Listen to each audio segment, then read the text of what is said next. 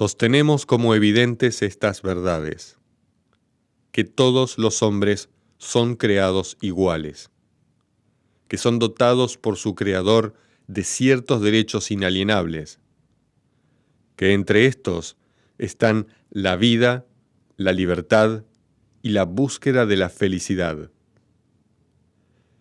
que para garantizar estos derechos se instituyen entre los hombres los gobiernos, que derivan sus poderes legítimos del consentimiento de los gobernados, que cuando quiera que una forma de gobierno se haga destructora de estos principios, el pueblo tiene el derecho a reformarla o abolirla e instituir un nuevo gobierno que se funde en dichos principios, y a organizar sus poderes en la forma que, a su juicio, ofrecerá las mayores probabilidades de alcanzar su seguridad y felicidad.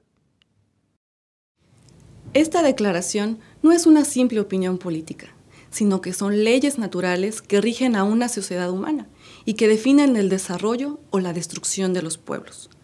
Recuerda que lo que caracteriza una ley no es si te gusta o no, sino su carácter imprescindible de validez universal.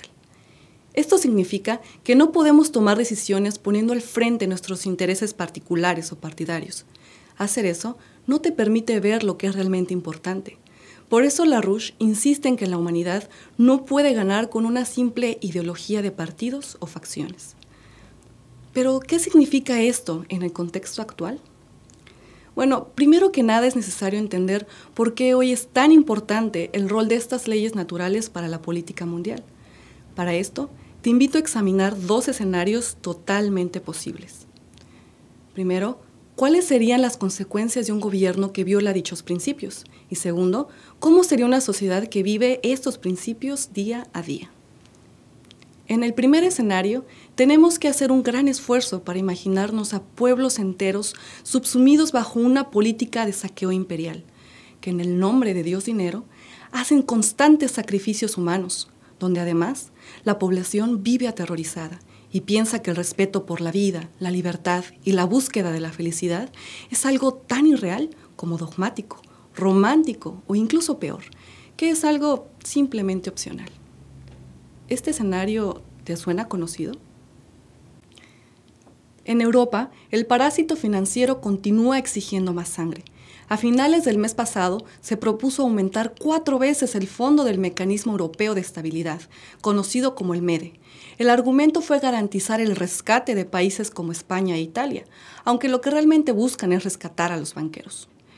El caso de España, The Economist lo resumió diciendo que el país está al borde de una espiral de muerte, similar a la que se tragó a Grecia. La semana pasada, la calificadora Standard & Poor's degradó por 2 puntos la deuda soberana de España, que la pone a un punto de convertirse en bonos chatarra. Y además, presionó a Alemania al culparla por retrasar los rescates. En Italia, Mario Monti anunció su nuevo paquete de recortes presupuestales y de impuestos. Y en Portugal, la austeridad continúa, por lo que mucha gente dice que va directo a la dirección de Grecia. Pero la gente no está dispuesta a aceptar estas políticas y entregar su dignidad, por lo que se convocó a una protesta bajo la consigna "No debemos, no pagamos". Las protestas se hicieron ver no solo en Europa, sino en 200 ciudades de 25 países. Los diarios bautizaron el evento como el cacerolazo global, haciendo alusión a la reacción del pueblo argentino durante la crisis de 2001. Como se esperaba, la respuesta de los ministros de la Unión Europea fue de extrema preocupación, como la del ministro de Finanzas alemán, quien expresó su gran humanismo diciendo: "Siempre estoy preocupado por las protestas, pero si te preocupas por las protestas, nunca podrás llevar a cabo políticas sostenibles". Esa es la actitud que les hizo ganar el Premio Nobel de la Paz, ese amor y ese respeto por sus pueblos. Tal vez quien tomó esta decisión se olvidó de los suicidios en Grecia, la brutalidad policial, la destrucción de la dignidad y los millones que día a día pierden la esperanza en el sistema democrático. Sin embargo, hay gobiernos que están rechazando este modelo genocida y que representan una amenaza que desafía el poderío de un imperio financiero. O gobernamos nosotros a nuestra manera o nadie lo hace. Esa es la manera de pensar de un imperio, incluso si pone en jaque su propia existencia. Por eso a la amenaza de la crisis se suma la de una guerra nuclear potencial. En esta dirección, el gatillo que desataría un conflicto nuclear a gran escala en el Medio Oriente fue el asesinato del embajador estadounidense Stevens en Benghazi el pasado 11 de septiembre. Y no solo eso, sino que el gobierno de Obama intentó desesperadamente encubrirlo con mentiras tan cínicas que se convirtió en un arma en su contra, al punto de que la Casa Blanca está haciendo hasta lo imposible para lavarse las manos y echarle la culpa a la comunidad de inteligencia. A lo que el exdirector de la CIA, Hayden, respondió con una carta que termina diciendo: culpar a aquellos que ponen su vida en juego no es el tipo de liderazgo que este país necesita. Quien dejó las cosas más claras fue el congresista demócrata Dennis Kucinich, mientras interrogaba a las autoridades para esclarecer el ataque terrorista. We want to stop the attacks on our embassies. Let's stop trying to overthrow governments. This should not be a partisan issue. Let's avoid the hype. Let's look at the real situation here. Interventions do not make us safer. They do not protect our nation. They are themselves a threat to America. Esta revuelta política convirtió el asunto de Benghazi en una de las causas más fuertes para hacer juicio político a Obama. Una causa de encubrimiento que supera por mucho el llamado Watergate, que terminó con la presidencia de Nixon. Pero el Imperio Británico tiene otras cartas bajo la manga y se movieron para acelerar el conflicto en Siria. El primer golpe se dio a través de Turquía, que no solo continúa con los ataques, sino que aumentaron la militarización en la frontera con Siria con 60 tanques más y 25 aviones de guerra. El escenario perfecto para que la OTAN justifique un ataque a Siria. Incluso se está involucrando directamente a Rusia, a quien se acusa de enviar armamento a Siria a través de un avión comercial que fue obligado a descender en territorio turco. Una acusación totalmente falsa que aumenta la tensión en la zona. Pero para no dejar dudas de la intención de Turquía, el jefe turco de negociaciones con la Unión Europea declaró que el poder militar de Turquía es suficiente como para aniquilar a Siria en un par de horas. Pero esto no queda ahí. La militarización continúa a nivel global. España acaba de aceptar formar parte de un polémico escudo antimisiles de Estados Unidos contra Rusia en Europa, del que ya forman parte Turquía, Polonia y Rumania. En Jordania, el Pentágono desplegó fuerzas armadas en la frontera con Siria. En el Pacífico se intensifica la militarización por un supuesto conflicto territorial entre China y Japón. En el Atlántico Sur siguen los ejercicios militares de Gran Bretaña en las Islas Malvinas, que amenazan a toda la región.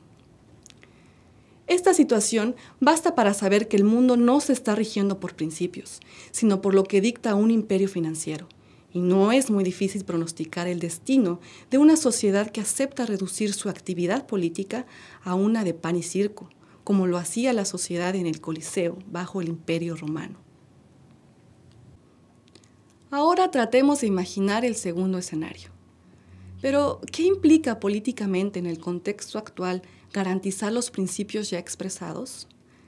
La clave está en el desarrollo del potencial de la creatividad humana. En una sociedad que busca ese desarrollo del individuo, no habría lugar para la guerra. Sería un mundo de paz, donde las naciones crearían alianzas para resolver no solo los grandes problemas económicos como el hambre y la pobreza, sino también para enfrentar el peligro que representan los desastres naturales, donde la inteligencia humana superaría la supuesta escasez de los recursos con innovaciones nunca antes pensadas y que romperían los límites actuales de la ciencia. ¿Te suena muy utópico? Pues aunque te cueste creerlo, esto también es un escenario totalmente posible. El principal exponente de esta corriente política de paz y desarrollo es Rusia. Además de sus acciones diplomáticas para evitar un conflicto nuclear, están invitando a las demás naciones a que se sumen a una política de colaboración para el desarrollo. Uno de los ejemplos que involucra a Sudamérica es su decisión de colaborar no por casualidad con Argentina para construir un gran sistema de represas en la Patagonia, a lo que el ministro de Planificación argentino catalogó como uno de los proyectos más importantes de Sudamérica. Se trata de la construcción de dos grandes represas, presidente Néstor Kirchner y Jorge Zepernik, que transformarán la vida de los ciudadanos de esa región y crearán miles de trabajos productivos. Otra política concreta que están impulsando los rusos es terminar con la producción de drogas en el mundo de una vez por todas. Su plan es utilizar satélites altamente precisos para detectar las plantaciones.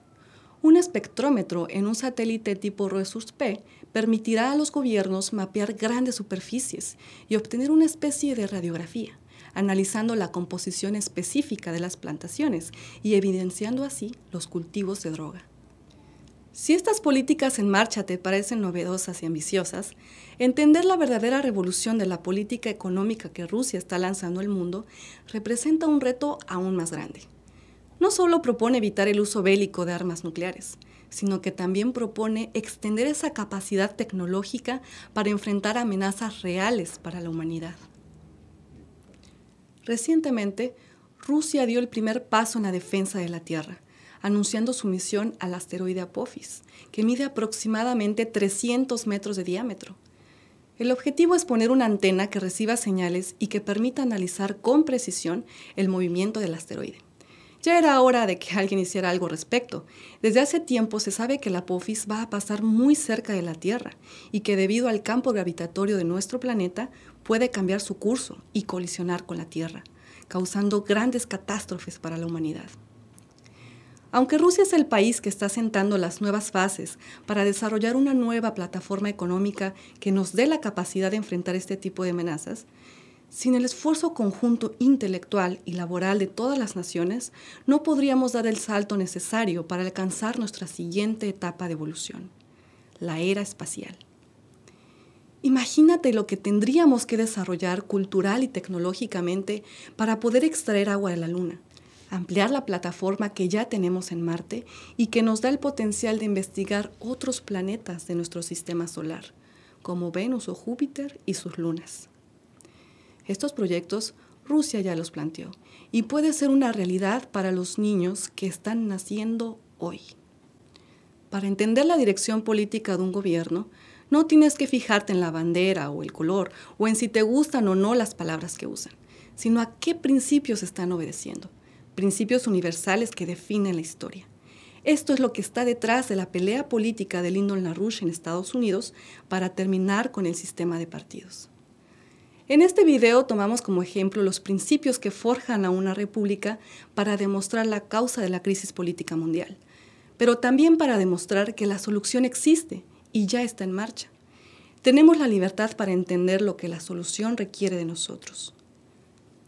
Después de todo esto, hasta el político más corrupto tiene que volver a preguntarse qué decisiones tiene que tomar. Aceptar el juego partidista imperial de divide y vencerás, o afrontar su responsabilidad con las próximas generaciones. Mediated in part through yourself into a better future for mankind as a whole. And this is the kind of immortality which people can actually enjoy without trying to make mystical dreams out of it. If you can get your people around you to become better people than they are in this sense, and that they in turn will make people come after them come better, that is what it is, the joy of living. And that idea of immortality that we have embodied in us, something which is boundless in terms of what we must contribute to the future of mankind. That's what's important. And that's the only thing you can really trust. Necesitamos que te movilices y ayudes a difundir estas declaraciones para que lleguen al nivel más alto posible, a las personalidades políticas y sociales capaces de proclamarse por esta causa, a los medios de comunicación y a todas tus redes. Todo el material para entender mejor lo que está pasando lo puedes encontrar en nuestra página Paremos la Tercera Guerra Mundial. Comunícate con nosotros directamente a laluchista@gmail.com o a través de la página de contacto. Imprimí este material para distribuirlo en tu universidad o tu trabajo. Publica y reproducí el video Imposible sobrevivir en tu programa, en tu radio, en tu canal. Y por último, contactanos para entrevistas y para hacer conferencias en vivo, vía internet en tu universidad. No importa en qué ciudad o país te encuentres. Esta pelea es de todos y la solución está en todos. Contamos con vos.